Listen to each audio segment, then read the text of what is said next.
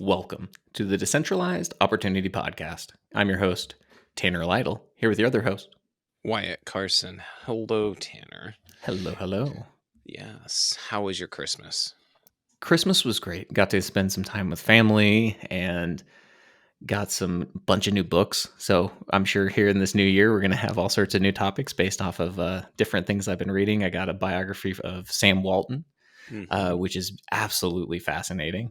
And then I got a monster of a book, one of Robert Caro's biographies of Robert Moses, who was like a big figurehead in New York in the early 1900s. Sounds familiar. Yeah, it's like I don't know 3-4 inches thick. I didn't realize when you put it on my Amazon wish list that it was going to be that big, but I'm really excited to dig into it. Heck yeah, good. I'm glad to hear it. But so we were chatting and we're like, okay, what's our topic for? And the obvious answer is we're a few days away from New Year's Eve. Yeah, This episode will be out for New Year's Eve. And we wanted to talk resolutions, and we kind of got discussing. I personally hate the word resolution. Everyone talks about how resolutions fail, and I guarantee you, I'm going to be avoiding the gym for a week or two because it's always just lots of enthusiasm for the new year. People have made their resolutions and then they all just drop off. And it's nothing personal against people who do that. I've dropped every resolution I've ever made in my life for New Year's. But we kind of got into the discussion of how do you make these things stick? Everyone wants to do better and do something different in the new year. New year, new me, and we kind of discussed how we wanted to go about doing that. So, yeah. Well, there's part of it is everyone kind of wants to reinvent themselves every year. They want mhm, to be a better version of themselves or something that they want to aspire to. And the big trap is that they want to do they have this big goal in the future. Like I am going to be X. And we've talked about the concept. There's a book called The Gap and the Gain, where the gap is you measure yourself from where you want to be compared to the gain is you compare yourself to who you were yesterday and how much you've improved. And right. so making it like a big resolution of, oh, I'm going to be this type of person who's all jacked and riding a motorcycle or doing these other things is, something neat to aspire to. And it's great to have a direction. But in reality, you need to start looking into what have you accomplished this past year? What have you been focusing your time, energy, resources into? And Mhm. where is that leading you? And, with dedicated work, you can become a top-notch player in pretty much anything. It just takes time and repetition. So, yeah, we were chatting about how this plays out and how this works, and we realized, well, this has a perfect tie-in to what you do as a continuous process improvement manager. Hey, I got it. Mhm. Mhm. And we're like, man, how can we take these concepts that work so good for business and apply them into our own personal lives and our goals and perhaps actually get some impact and hit our Yeah. goals? Yeah, so we kind of started going down this rabbit hole because I think I was talking about how it's very similar to businesses when I go into a new company. Um, every company wants to skip assessing where they are today, the current state, as we call it, and they want to go straight to the future state. And where can we be? If you implement XYZ projects, we can be here, which is great. And some even get really focused on what I call the ideal future state. The way I describe the ideal future state is if you had a magic wand, infinite resources, what would this company, what would this process, what would this division look like, whatever you're doing. And then that really gives you kind of your Shangri-La. This is what I want to attempt to attain.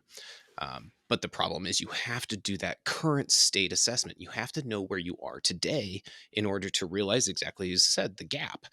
Okay, we have our Shangri-La, our nirvana of where we want to be in our ideal future state. We do the work in the assessment to find out where we are today, and that in between space, that gap, that's all potential. That is your future state and what you can begin working towards. And it just fit perfectly with New Year's resolutions. It puts a it puts a methodology and a structure behind it instead of exactly as you said, I want to be buff and ride a motorcycle. That's great, That's an ideal future state. That's something to attain, not just flip a switch over and by January 2nd, you're going to have those things, right? Yeah, absolutely. And I'm excited to dive into the concepts here because first of all, I am super naive to it. So just for the audience to know here, I this is all new to me, which is really exciting because I'm learning with you along the ways. And so hopefully I can help as I'm understanding things, make it so you can, so we don't actually skip any steps there. But Mhm. it's a really important thing because we ourselves this year are wanting to do much bigger and better things. We're wanting to grow as individuals and we want to set ourselves up for success. So, through this process, we hope that we enable you as well with the tools to actually come in, hit your goals for this 2024 year, and just knock it out of the park. So, let's kick it off, Wyatt. Let's go. Absolutely. So, exactly what Tanner said.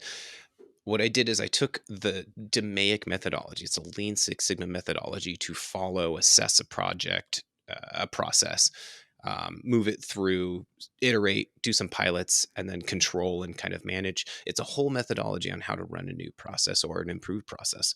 So, what I did is over this conversation, I created a bit of a template to put New Year's resolutions into a DMAIC methodology. And DMAIC, you'll see we have a template all pop up here. And what we're going to do is I'm going to fill it out live. Well, live on this podcast right now. I have not pre-thought these answers. I made the template, but I have made it intentionally so that I have not done this beforehand. We're gonna do it live, or as live as we can be, and walk through the process of how I would do this for myself. And I'm going to do it for real, for better or worse. So be prepared, right? Yeah. Well, before let's share, let's at least go over what the DMAIC thing is, the Sure. different components, so we Mhm. can kind of have everyone prepared to know what we're getting into before we Yeah. get into the weeds. So DMAIC is an acronym. It stands for 5 different stages of lean project management. The first one is define. You have to define where you are today. We're talking about that current state, where you want to be tomorrow, defining people that can help you along the way, or even milestones. Then the M of DMAIC stands for measure. Okay. It's very easy to just say I'm going to do something and then a couple weeks down the road say you accomplished it. But did you really? Is it anecdotal? Put data as much as possible to the process so that you have backup. You can say I accomplished XYZ and here's my proof, not just me saying I did. And then so A, the next letter in DMAIC is for analyze. So with the measure step, you've identified what those measurements are, those KPIs. What are you going to track your success on? And the analyze is to take the data you already have existing in your life and to identify if there's trends, if they create a story that's telling you something. And the first thought is that people will be like, well, where do I get data about my life? I think you would be surprised, especially in today's technologically based world. We have lots of data. I've given up the smartwatch. I'm back to kind of just a normal watch, but if you have a smartwatch, you have a ton of data in your life. If you have a cell phone, you have a ton of data about your life. Lots of things that you encounter every single day um, can create a telling data driven story about what you do, what's important to you. And that might be how you go forward with this analyze phase of taking your data and saying, does this tell a story? Yeah, I love that part because we as humans work off of narratives. So it is the story that we tell ourselves. And so much of it, and finding success with new like habits or moving into new careers is like reshaping that narrative of who you are. And you always hear the thing about like, if you want to become more athletic, you need to start thinking of yourself as an athlete. If you start wanting to have certain things with your career, you start thinking of yourself as a professional. So actually having some reinforcing data and knowing what to measure based upon what you want to be is such a neat and crucial part of this. I really, yeah, that part sticks. That hits home. Yeah. So after you've gone through the define stage, you've gone through the measure stage, you know your metrics, you've gone through the analyze stage, you know where you are, where you want to be, you know how to prove the concept and how to measure it and ensure your success. Then we get to the I in DMAIC, which stands for improve. This is when you do things. This is the planning's done. The data analysis is done. It's time to get off your butt and start doing something different.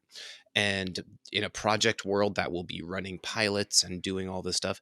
In a personal world, that could be you getting up and going to that gym or starting that run or starting that business or whatever it is whatever you've identified as your future state in that very first step. This is when you do it. This is when you make that plan and implement it.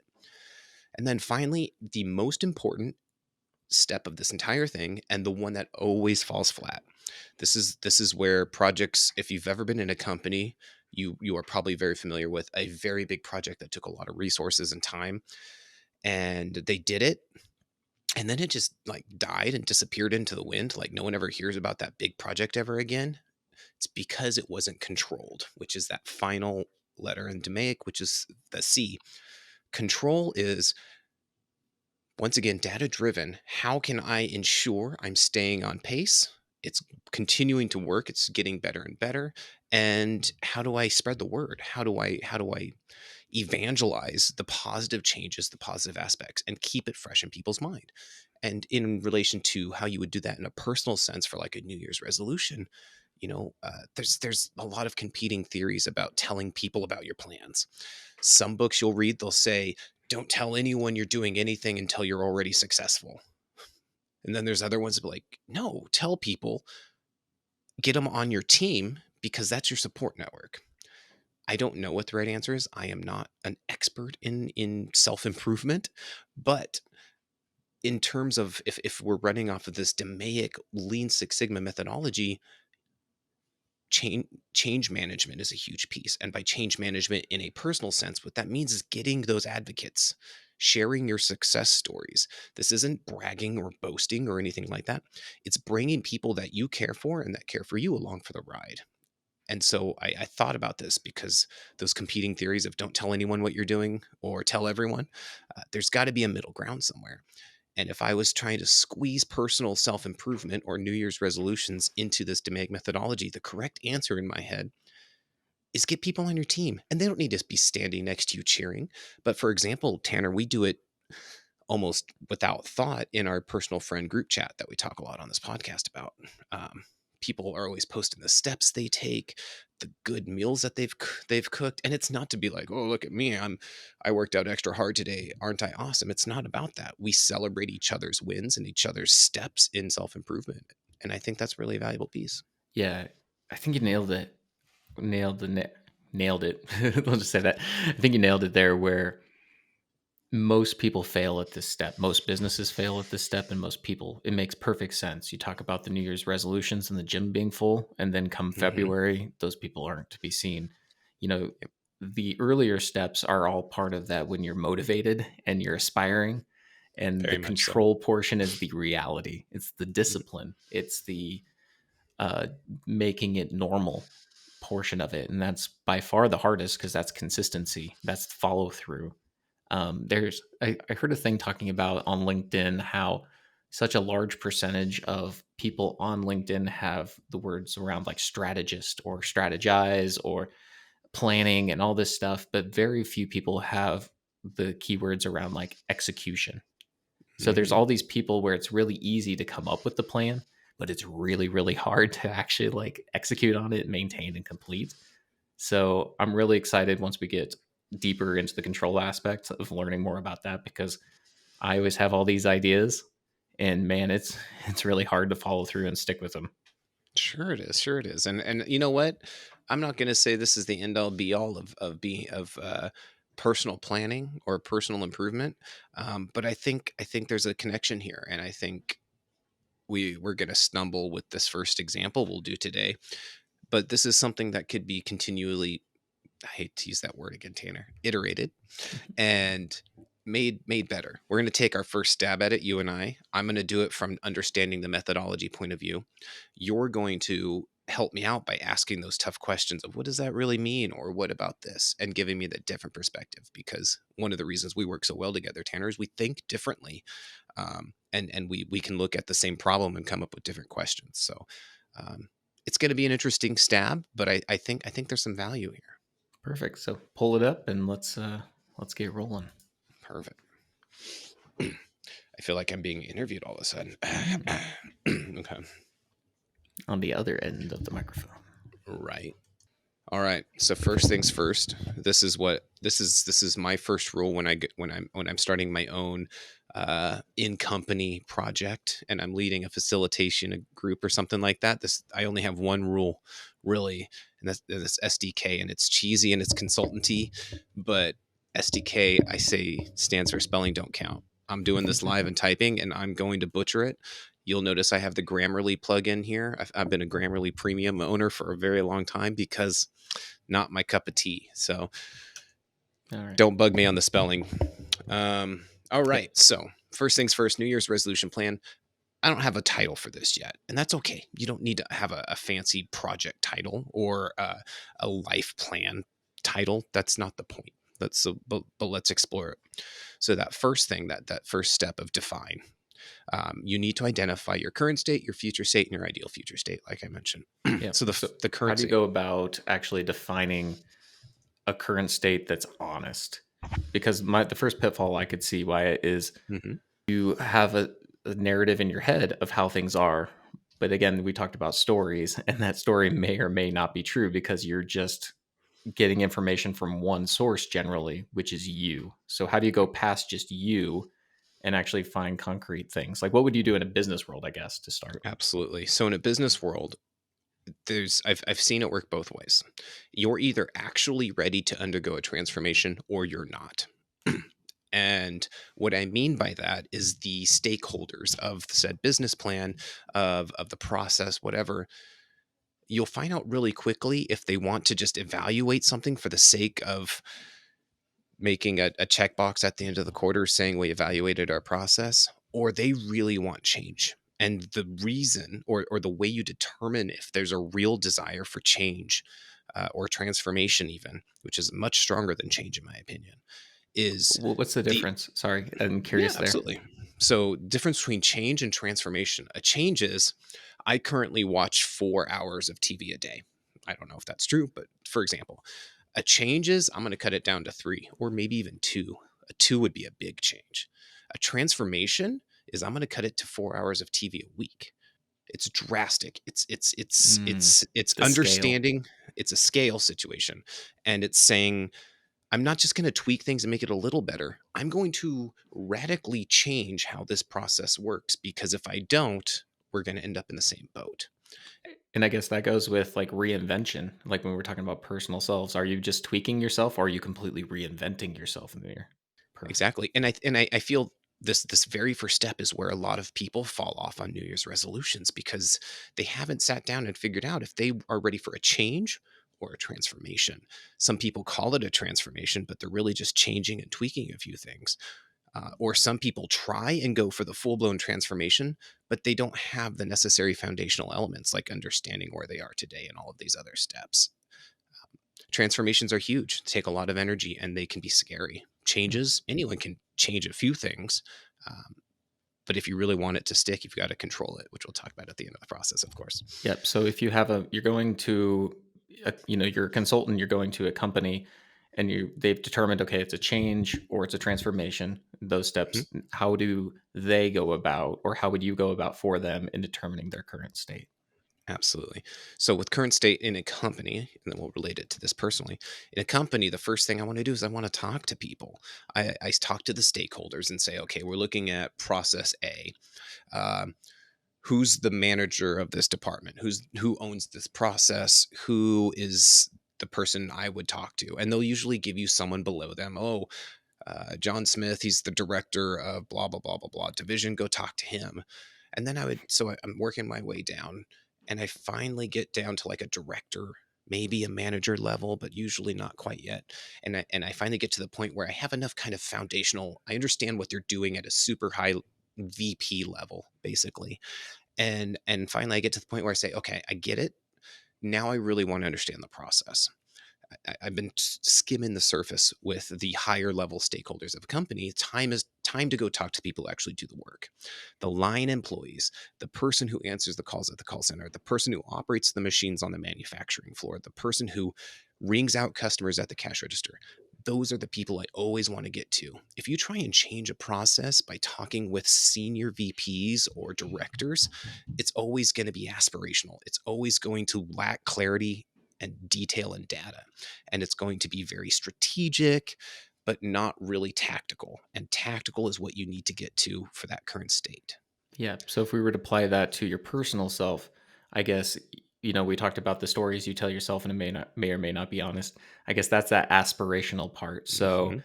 do you need to go to different people perhaps in your lives to get a current evaluation, like actually talk to others, or how do you think you would go about on a personal level really understanding where you're at? Yeah, so I think that level of motivation is the equivalent of that VP to director to manager to finally getting down to that line employee, and that's being honest with yourself. If you sit around and you say, "Oh, I'm overweight and I need to exercise and I had a heart attack last year and I really need to I need to improve my health," for example, as a resolution, that high level, I need to improve my level, that's a VP level. Break it down a level. Why do you need to improve your health? Well, I had a heart attack and, I went to the doctor and they said my BMI was XYZ, or I might have another heart attack if I don't deal with that. Okay, that you've taken it down one more level. Now let's get to that manager level. Okay, so you understand what you need to change, you understand why you need to change it, but now we need to get to the tactical. What exactly do you need to change? And that's kind of that manager almost line level area. You understand I'm unhealthy. What you eat, what you do, your levels Exactly. of Yeah, exercise, you're your getting down closer. Then that's exactly where we start getting into data, but we're oh jumping out sure. a little bit. But no, you're spot on. That's exactly it. You're kind of it's like a root cause analysis. Everyone's heard of the five whys. And the theory of the five whys is ask why 5 times and you'll really get to a deeper root cause of a problem. So for example, this is a generic example I use when trying to explain five whys. I got fired from work today. I didn't actually. This is an example. I sit down and ask myself why. Well, I was late. Second why. Why was I late? My alarm clock didn't go off. Why? It was unplugged. Why? Well, I rearranged my room last night. Why? Because I don't know. Why would you reorganize your room? And I'm not saying you got fired because you reorganized your room, but the thought process is to continually just dig deeper into your reasonings. And by doing that, you can't just blame it on my alarm clock. No, you forgot to set it, or maybe you didn't, forgot to put batteries in it, or you didn't charge your phone or something like that. And it brings it down from a very surface level generic answer as to why, and really gets down to the root cause. And it could be something as, you know I was lazy, I thought I could do without plugging in my phone died, my alarm didn't go off. Let's be honest, I don't know how many people have alarm clocks anymore, but for me it'd be my cell phone. Yeah. And it becomes a personal problem then. I didn't get fired because my boss was a jerk. I got fired because I got too, lackadaisical, didn't plug in my phone, and continually missed work multiple times. It's on me. You start breaking it down and get to the real root cause. And sooner or later, you start realizing that I might be my own problem. Maybe, maybe not. But most of the time, people try and blame it on an external force. And the root cause analysis really breaks it down and gets it to what do you control? What part of this problem do you control and are responsible for? And I think it's important to take responsibility for those actions. Yeah, I think that diving deep and understanding yourself is a huge component. The other thing that I'm just what I'm thinking of as you're talking about, let's go back to that like health example. Hmm. I suppose you could really talk to the different people in your lives that matter to you. So, a spouse, your family members, all those things, and get their honest opinion of like what their opinion is on your health.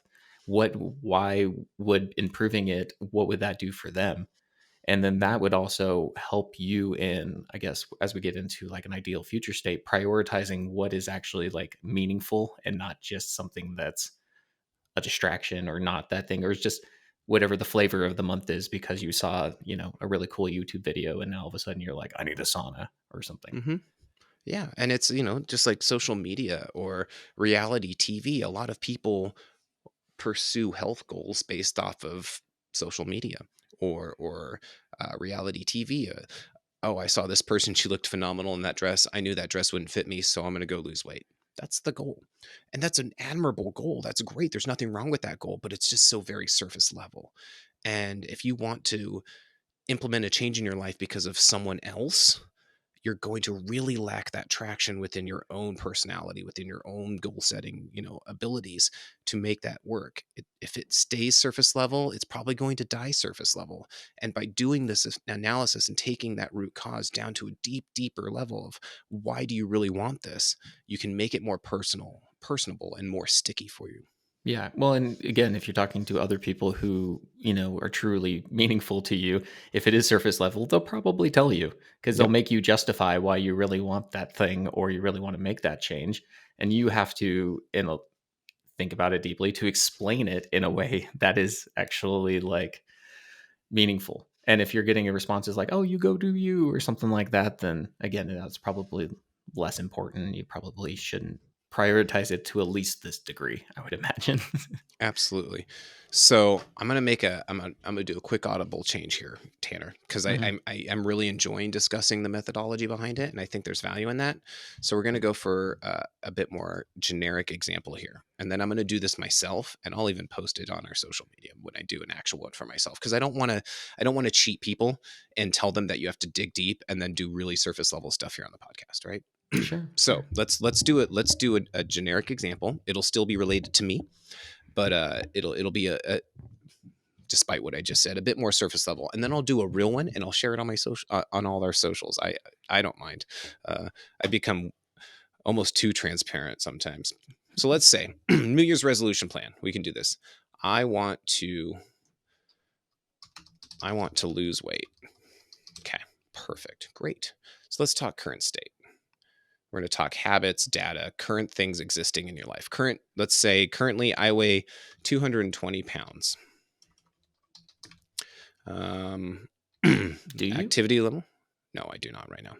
But Okay. I I was have. like, I did. I "Wow." did just recent. I not too long ago. I did. 220 pounds. I weigh 220 pounds. My current activity level is low activity. I work from home. I don't work out on a regular basis, and approximately half of my weekly meals, are fast food. This was me not too long ago before I went to the gym, and that's why I can kind of run through the process. I think this is the best Sure. way to go through step by step. So the next two uh, things we have a future state and ideal future state. Is it mhm, important to, I guess, start with the ideal for future state before you would go into? great point. Great point. Sometimes, and I know that's not a very concrete answer. And the reason I say that is an ideal future state is really good if you are able to understand that you're not going to get there tomorrow. Sometimes creating an ideal future state will only discourage you from even getting to your Mm, normal future state. And what I mean by that is if we set it up like this, my ideal future state, I want to weigh 185 pounds with less than 15% body fat. I also would like to be able to do 20 pull-ups and bench 225. Does Okay? okay. Awesome. That'd be sweet. I would look physically like a specimen, right? That's ideal. And when I deal with ideal future states, I say, where's your magic wand? You had infinite resources, whether that's money, people, knowledge, talent, whatever the resource is, it's infinite. You could have anything you want. What would this look like? And people can throw out crazy ideas, and that's awesome. But before, and I think what's more relevant in a personal goal is we want to take a break, pump the brakes a little bit, and talk about future state, because I love this. Define your specific and measurable goal for the end of the year. And we've all heard about like SMART goals. Make it. I can't remember the SMART acronym right now. Specific, Specific, measurable. measurable, actionable, realistic, and timely. Mhm. SMART. Cool. You can there's value behind SMART goals. They can just be a little tough. So let's talk about where I would like to be by the end of the year.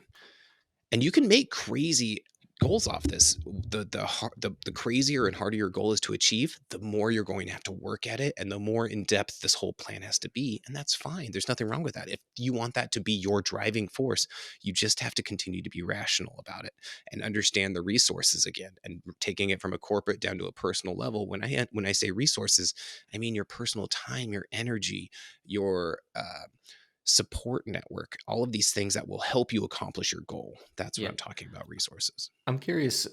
So, in a business sense, like, how do you as a consultant really like define this future state with a client? Because I feel like they would come in with that ideal future state, like we have this Mhm. big transformational idea. We're gonna triple in size by next year, or Mhm. something like that. It seems like the aspirational thing is Well is the said. initial motivator. How do you go about actually determining Sure.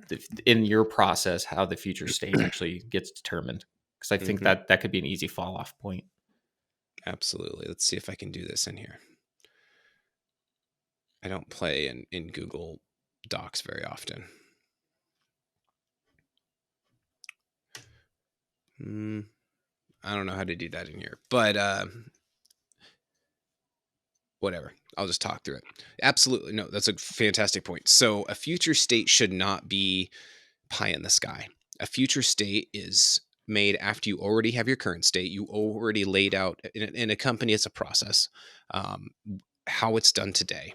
Then you have your ideal future state of we would like it to work this much faster, have this fewer resources in it, have it cost less, whatever the situation is. That middle state, that future state, though, what you have to look for then is it's an analysis of your current state and what you can change. Okay. So 220 pounds. Ideally, I want to be 185. Okay, that's great, but losing almost 40 pounds in 1 year is doable, but it might be difficult. So let's talk rational. What would be a healthy weight? Let's say I want to stay under 200, Or and you what I'm would like doing. to lose a specific amount over Sure. each period or something Mhm. like that. So you make it bite sized or something. Absolutely, Okay. absolutely. So your what the future state is your current state with your projects outlined. Okay. So I know where I'm at. If I do XYZ, I can get here. And that's not, and I always try and make it super rational. If it involves in a business world, if it involves, adding in new technology, hiring 10 more people, things that are expensive and crazy and complicated, I don't include them in the immediate future state. Um, it just is complicated. And people are going to drop the ball, which is why I don't think it's rational to say I'm 220 now and I want to be 185 with under 15% body fat. I don't think it's rational to get there in 1 year because I can't dedicate my entire life to this. I'm not going to be in a Marvel movie where I have the world's best trainers, but waking me up at 5 a.m. to work out, like what's his face that plays Thor. Hmm. Um, that I don't have that. I have a family, I have a job, I have lots of things that I'm going to do. So this can't absorb my whole life. It has to be a step by step process. And I'm evaluating it for waste. In a business world, I have the current state process. I evaluate it from someone wants me to play Minecraft. I'm not even on Minecraft. Sorry about that. It's evaluating the process for waste. And once you've evaluated it for waste, you know you know what to attack. It creates the projects and the next steps for you. Does that make Okay. sense? It does. Yeah. So in your case, in your example, you're 220 pounds. So the future state is, like a measured consistent decrease in size, or not Mhm. necessarily weight, but body fat or those pieces, and then going from low activity to a stage of increased activity to whatever threshold, like you're adding a Mhm. little bit every time. And then same goes with your diet, like a measured more improved diet where you're eating more holistic foods and not spending so much going out or pieces like that. Mhm. And for personal goals, exactly how you should do it in a business process, but for personal goals, you have to really hold yourself back from going full bore into it. It's very easy to say I'm going to do XYZ and I'm going to work my butt off and I'm going to get this by this time next year. I'm going to be 185 with 15% body fat. It's really, really easy to say that. It is not easy to do. And just like a business process, it's really easy to say, I'm going to reduce the lead time of this process by 80% and save $600,000 a year in cost savings. It's really easy to say those things. It is not easy to accomplish them. That's why Hmm. I really strongly suggest you do that rational 5 why root cause analysis on your current state and understand what you're capable of. Hmm. Don't Yeah. shoot for the moon. Yeah. That And that you want quote to about also keep shoot for the things. moon, but you'll lost, if you miss, you'll still end up in the stars is, in my opinion, total bullshit. If you aim for the moon, you're more likely to just give up because I can't get to the moon today. Can you? No, right? Be rational with your expectations. Yeah. Well, and you also want to make things more of a, you know, obtainable, micro wins, or I don't know those little things. Mhm. But again, it's the simple steps you can do because there's so much that can derail you. And Right. then once if it's too much, takes too much energy and too much pressure, then you're not going to be able to, overcome those if something like happens within your life that's another priority or that takes up things. You want to make it again accessible. So I agree entirely with those pieces. Yeah. So how I would take this next step and create my future state is I would say create a habit of attending the gym at least 3 times a week. That seems plausible, possible. I think anyone with enough effort and planning could get there 3 times a week. Only eat fast food, let's say on the weekends. I Hmm. know. And your first thought is, well, what if you didn't eat any fast food? You get to your goal faster. You betcha. But I guarantee you're going to eat fast food, especially if you're going from half of your weekly meals being fast food to none. It's a recipe for failure. Limit it. Use it as a reward. Do something, control it. Don't try and eliminate it. If you try and eliminate it, the chances of you failing are much, much, much higher. Hmm. Well, what I'm seeing you doing here too is your future state. You're actually taking the weight portion out of it, but more just increasing actions that, as a byproduct, you would lose weight. Hmm. So I could see that too, where you're actually changing what you're focusing on and translating that into activities which generate the result. So again, if Exactly. this was like a business, we want to generate more sales. Well, you wouldn't focus necessarily on like increasing your sales at each period or this. You would be focusing on the actions which lead to sales. Hmm. And Yeah. that's And okay. That makes. no, spot on. So this is the planning portion of it all. Mhm. You are planning. No company in the world hires a consultant and says, I want you to make sure we get 15 more sales a week. They don't want that. They want more sales. If you can get, because what if you found a way to get 20, 30 sales a week, but they only ask for 15, you can just throttle it down, right? Um, this is not the time to add metrics to it yet. This is not a time to add data to it yet. This is simply what do we want. This is laying it out into a format of what do we want. We'll figure out how to get there in a bit. Sure. But future state, I want to go to the gym at 3 times a week. This is not a go to the gym until I reach my goal and then quit. If I wanted to maintain that body fat percentage of what I say 15 sub 15% or whatever, um, this is something I'm going to have to continue to do. It's about habits. This is not just do it until I get to the point and then I can go back to my half of my weekly foods being fast food. You have to continue to maintain this. And if it's finances, if it's entrepreneurship, if you want to start a business, you can't just get to the point where the business is created and then let it go because you succeeded. No, you have to continue working on it. And that's why I don't want to add those metrics and data to this part. Would it be even more beneficial to even not put in numbers then? Like, so it would just be a creative a habit of attending the gym or, like Could. less Sure. fast food because my Absolutely. brain immediately Yeah. goes to like That's reversing great. it where I'm like, I need X to get to my goal. Like, how many of these things? So I know, Love it. No, that's a just that's to a keep me great. from getting ahead of myself, I guess. Yeah. I love it. I think that's a good delineation. Occasionally, see, spelling doesn't count. All right. So, and then the ideal future state, I want to live a happy, healthy life while looking ripped and not worried about heart attacks. Sure. Sure. What does that look like? Who knows? We don't have to worry about it right now. This is just it forms a picture in your head. We've done the current state. We know where we are today. We know where we want to be in the future now. Ideal future state. I want to look awesome and be super healthy. Okay, that future state is where can we get within a rational time period? Okay. So moving onward to this measure stage. This is data. This is proving it. List the data information about your current habits and status. Perfect. Let's do that. So right now, we're still current state. Nothing's changed. We're getting an idea of what we want, where we want to be, and when we want to be there. But now we've got to really do that analysis and Yeah. really start So getting if we what data go, exists about me. yeah, well, before you even get to you, again, I'm curious how do Mhm. you, as a continuous improvement manager, go into a business to find data and find relevant data? Because Sure. I think that's another potential trap of just getting completely lost in numbers that don't mean anything. So how do you Mhm. go about that?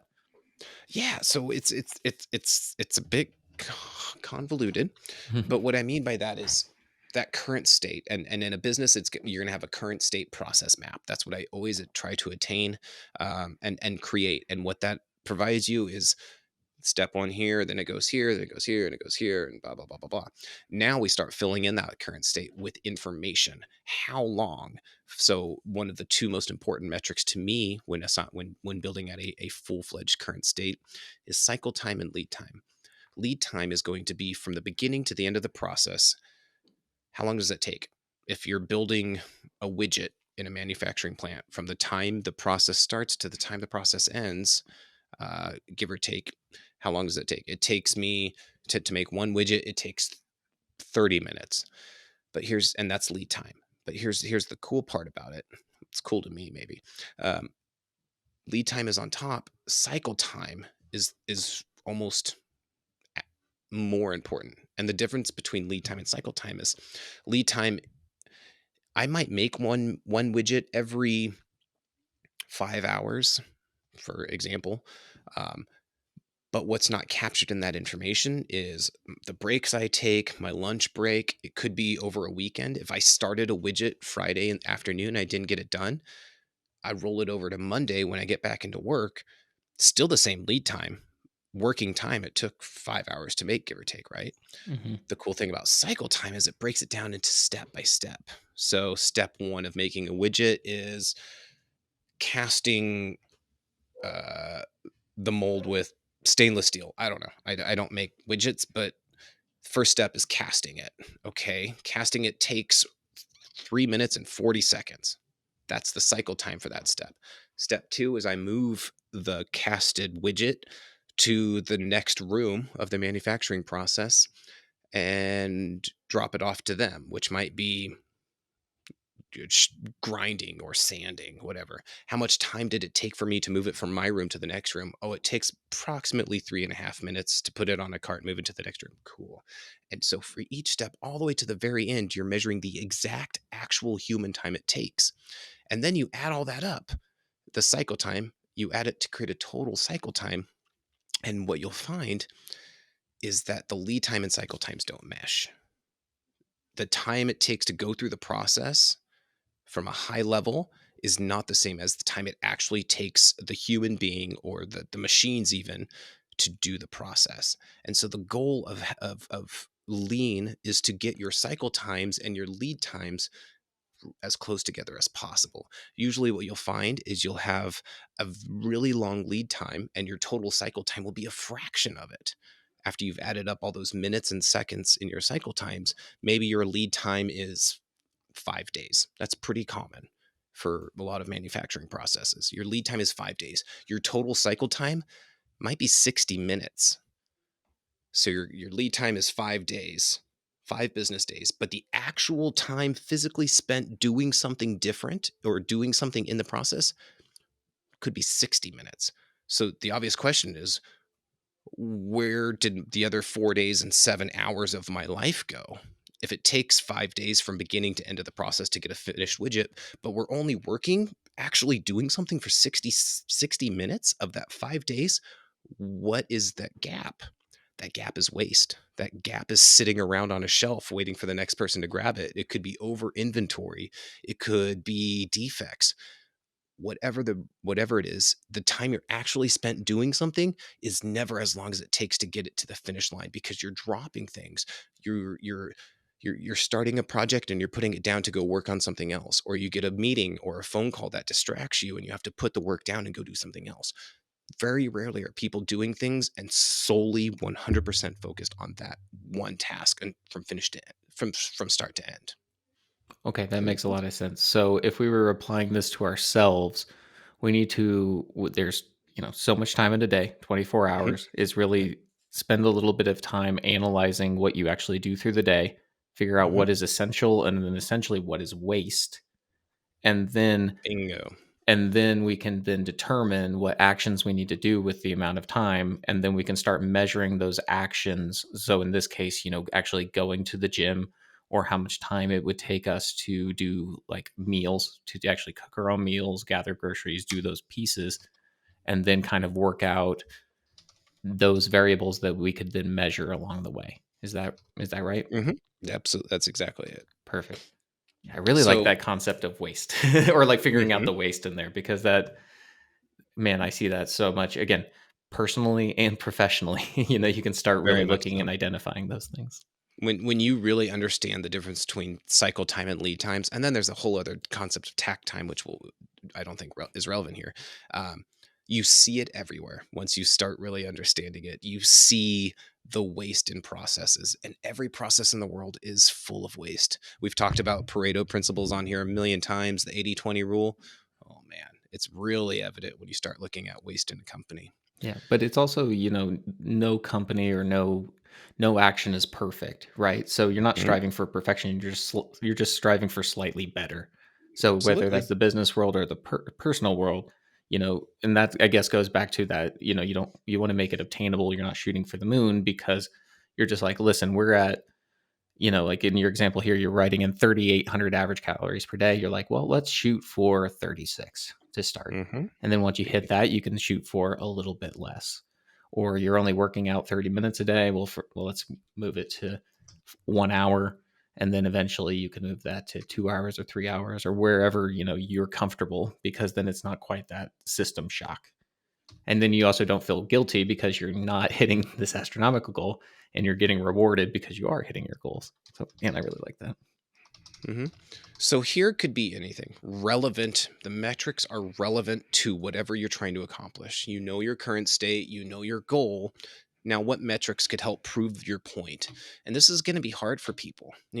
I'm writing. This is a hypothetical scenario right now. I wrote 3,800 calories average per day, and I was like, ugh, surely I don't do that.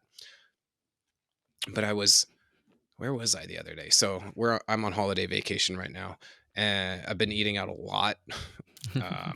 because after cooking for Christmas, no one wants to do that. And I went to a restaurant. I don't even remember which one it was, but just yesterday, and I went to go order what I've ordered there before because I really liked it. And for the first time in probably 6 times I've been to this restaurant, I looked at the calorie intake on it and I changed my mind. I was like, oh my God, I can't do that. Made me realize how quickly you can get to 3,800 calories a day. And then that leads me to the next one, which is alcohol. Alcohol adds calories really fast, and they're all empty calories. And if you like beer, I like beer. You sit down and have one beer, no one's going to drink one can of beer. What's the point at that? You're going to have two, maybe three. If it's a party, you're going to have way more than that. I don't even want to admit how many beers I've drank before. Um, those are all calories. So 38 calories is probably even a low ball for some of my more wild days I've had. But what else? What else can affect your current state? Your TV time. Um, how much TV do you watch on average? Your time spent on social media. I'll say 1.5. I'm not horrible on social media, but I am bad with TV though. What else can impact? Steps walked. You can measure that, right? Yep. How much sleep you're getting. Probably say like some days I got like 2,000 steps a day. Sleep, great one. Sleep. I 6.2 hours. And once again, don't guess on these things. If you have the ability to get actual data and metrics on this, once again, your smartwatches, your phones will tell you how much time you spend on individual apps. Your TV sometimes even has like health data on them. It'll tell you how much time you've been watching TV. You'd be amazed what data is kept about you, and use that to your advantage. Don't let companies use your data. You use your data. Okay, so measure the current information about our current habits or status. Love it. So we figured out these are our baselines. If you can get to this kind of level of detail, you're in a really good position. All right, now analyze. Gap analysis. Identify the gaps between your current state and your future state. Okay, I'm 220 now. I want to be 185. That is a loss of, what's that, 35 pounds? Mhm. Okay, perfect. So the gap between current and future, 35 pounds. I'll say, I said 15% body fat. I probably shouldn't have put body fat because I don't personally care about that and I don't really know much about it. But we'll say my the gap between body fat would be 15%. It's 30% a rational amount of body I fat. guess. Yeah. I've never actually done a body That's fat why analysis I as an regret adult. putting body fat on here because I don't know anything about it. Yep. And then like you could distill 50% of your meals. So that's 3 meals a day. So that's 21. So you want to go from 10 to 4 or something like that. Perfect. Whatever. Mm-hmm. You get the point. Now we're into, we know what we want. We know where we are. That's the define stage. The measure stage is, what metrics do we have about this? The analyze stage is to look at that, understand your gap, understand those metrics, and understand what you need to begin implementing to do that. This root cause, the reasons for these gaps. Why do I eat 10 meals, 10 fast food meals a week? Because I don't like to cook. Okay, we're already designing projects here. That's what we're doing, is we're figuring out what we're going to change. These root causes. I don't like to cook. I can't go to the gym because my kids have have to get to the school bus, and then I have to go to work. By the time I get home, I'm too tired. Okay, so we're starting to figure it out. Why don't you go to the gym? Why do you eat so many fast food meals, et cetera, et cetera? Mm-hmm. And what those are the foundation of your projects, the things you're going to change over the course of the next year. Let's get one more. What other root cause could we think of for this, Tanner? The root cause for the reason we are today, our current state that we want to change. Like TV time, if that looks Sure. like a pretty significant thing, why are you valuing TV over things like the gym or other health? I love TV and am a big movie buff. Oh wait, movie buff. It's a hobby. Sure. Okay. Sure. Sounds like a cop out, but maybe it is for me. I do watch a lot of TV. Great. Okay, now we're into the improve phase. So define, know where we are today and where we want to be. Measure, what data do we have to back this information up? Analyze, what does this really mean? Why is this a goal of ours? Why are we at our current state instead of our ideal future state? Now we're to the get shit done stage, the improve stage. Mm-hmm. We're going to list specific actions, resources needed, and the timeline for completion.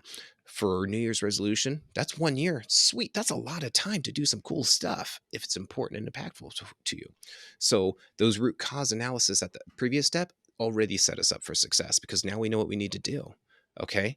I want to set the goal. I need a rational goal. I want to cook 3 dinners a week at home,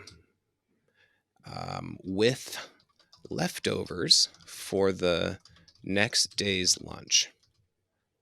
That feels pretty doable to me. That doesn't seem crazy. Am I going to fail at it sometimes? You betcha. Sometimes I'm just not going to cook that dinner with the extras for leftovers. But if I did, that's going to set me up. That's 6 days a week. I'm going to have a good lunch and a good dinner, give or take. And then that 7th day, I'll do whatever I want. I'll go eat a whole Casey's pizza. I ordered Casey's pizza this morning, the breakfast pizza. My kids, and the bacon one. Anyways, I digress. Okay, I want to cook 3 dinners a week with leftovers for lunch. Bam. That I know that because I went through these steps and I identified those root causes. The next one is I want to go to the gym at least. So this is a tough one, and I need your help brainstorming this one, Tanner. It's really easy to say I want to go to the gym 3 times a week. Do you think that's a rational goal? I don't think that's it's specific enough. Okay. So I think you want to determine like I want to go to the gym on Monday, Wednesday, Fridays, Hmm. or and a specific time slot that you have budgeted on those things. I think you do have to you have to start, especially as a person, really putting things into your calendar and locking those in because Hmm. otherwise the time passes and then it's easy just to not do it. In a business sense, I imagine it's a little bit more easy because there's defined business hours. And Hmm. so you might have to, specifically allocate certain time slots to certain people. And I imagine that's what you do in a business, Yep. a business, they give them tasks to do within certain times and ranges. So I think you would want to have that same specifics here as well. I love it. Wake up earlier to find time for the gym because we identified that as one of our root causes of why we don't do it. Oh, I have to get the kids on the bus in the morning, and then I have to head to work, and then by the end of the day, I'm just super tired. I'll Yep. wake up earlier, at we'll say 6 a.m. Which means you have to go to bed by a very specific time too. Exactly. That leads you to your next project or your next implementation to achieve your future state. Is okay. What do you have to do to accommodate that new wake up at 6 a.m.? Go to bed by 10:30 every night. So that would give you, I don't even know who this person is, but they really want to play Minecraft. I apologize. It doesn't show on your screen, so you're Oh, great. okay. Well, it's popping up Minecraft all over here. Uh, I think my kids are upstairs playing Minecraft right now, so who knows what's going on. Okay, so anyways, in order to accomplish that, it leads you exactly as you said. It leads you to your next logical conclusion of if I need to wake up earlier, that means I probably need to go to bed a little bit earlier because right now I'm staying up till 12 watching all of my TV shows and movies, and it's gonna fail real quick if I go to bed at midnight every night and wake up at 6 a.m. Right? Hmm. You can do it for a little while, but you can't run Redline forever. So you have to be rational about your goals and your implementations. Okay, so I've covered cooking, I've covered the gym, I've covered the timing, I've covered TV. Great. That seems okay. Let's not push it. I want. I think I accidentally erased it. Resources needed. Let's talk about that. What do you need to accomplish this? Well, You need a gym membership. yeah, gym membership. You need probably some sort of meal planning or something like that just for recipes, so just to have those things because again, it's one of the challenges I've always faced is actually like figuring out what to cook and build and going and getting those pieces to have at your house to actually have available to cook. Hmm. Um, Probably some sort of alarm system to help you make sure you're actually going to bed and waking up in time. Again, it Perfect. could be your phone, but you have to actually plan and set those timers, your wind down times and all those and things. this stage, it's really important to be honest with yourself about what you would need to succeed, and don't get caught up in the trap. A lot of people do this. Did you know one of the most successful retail times of the year for sports equipment is between Christmas and January 2nd? Weird. Everyone's like, I'm going to go to the gym, I'm going to improve myself, I'm going to get fit, I'm going to lose weight, and the first thing they do is they go out and spend $150 on a new workout outfit and shoes. Statistically speaking, you're very likely to drop your gym habit relatively quick after New Year's, and now you're just stuck with a $150 bill for some running shoes and that fancy workout outfit that really didn't do any good. Don't get caught up in the trap. You don't need to go get fancy new running shoes. You don't need to get a nice new water bottle or brand new AirPods to listen to at the gym. That's all. It's all a cover, and it's all a ruse to distract you from your point. You can go to the gym and work out in socks. I don't recommend it, but you can. You don't need that fancy new pair of shoes. You have some old running shoes. I don't care if they have Velcro on them. don't get caught up in the trap that you have to go out and buy a bunch of new material. If you're and Tanner, we've talked about this on the podcast about starting a podcast or a business. So many people get caught up in the idea that you need to go out and order a fancy $1,000 camera and a $600 microphone setup and all of this stuff if you ever wanted to start your own podcast or your own business. And it's all just a ruse to distract yourself from doing what you actually need to do, which is just start. Yeah, it's what is the very minimum things you need to get going? What is the Absolutely. essentials, the core elements? Other resources I would use, they don't have to be physical. I need support. Mm-hmm. Support from my wife, for example. And this And you need is buy-in from her too, because if you're changing your meals, I'm sure she enjoys 100. going out to eat or doing any of those pieces. And it's important to say that they don't need to go on this journey with you. They need to be aware, and some of these changes will impact their regular schedule too. It might be great if they go along with you, but they don't have to be. But for example, one thing that changed when I really sat down and decided that I needed to get better with my health and go to the gym. um, I usually woke up at 7 a.m. By 8:01, my kids needed to be outside at the bus stop. So I always make them breakfast and get them ready and make sure their backpacks are packed. I just couldn't figure it out how I could do it in the morning, how I could go to the gym in the morning. The obvious answer was I needed to go earlier. So I decided if I got up at 6, got home around 7, sometimes 7:15, honestly. What that means is I can accomplish my goal and get to the gym and do what I wanted to do. But what it meant was it negatively impacted my wife, and not strong, but essentially what I had to do is ask and say, is it okay if I get home about 7:15, which means I'm basically skipping the breakfast part. Can you do this for me so that I can do that? And if they're supportive and they understand that this is something you want or need, they're as long as it's a rational ask from them. My wife was like, yeah, the duh, like that's not that big of a deal. I felt so terrified that I was going to impose on her regularly scheduled morning that it would crash my own goals. And I didn't want to, add extra time or effort to my wife's plate in the morning. And I was so terrified that of being a burden on her that I didn't ask for a while. And sometimes I just didn't go to the gym because I knew I had to manage the kids in the morning. And the time I finally asked, hey, is it okay if I show up, if I get home like 7:15, 7:20, so I can accomplish my goals and finish, my workout list for that day. She almost looked at me like I was stupid. She's like, yeah, of course. Like, these are my kids too. Of course, I will help you make breakfast for them. And it was such a stupid fear I planted in my head that genuinely caused me not to go to the gym for a while because I didn't want to upset my wife.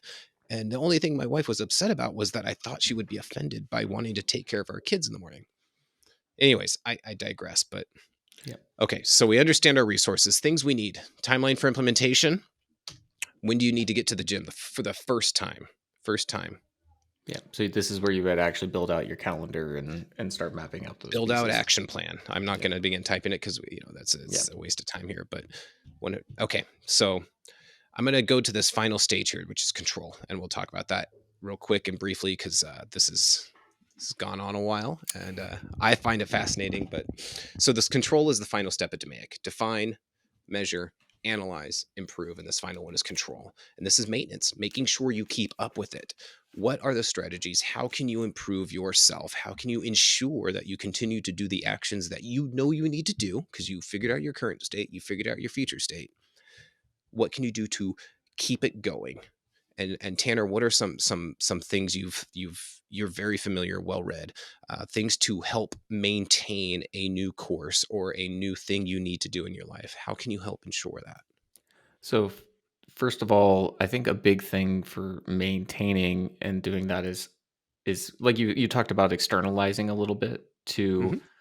have people have a support network of people who help keep you on that journey and help keeping you accountable, or some things that help keep you accountable.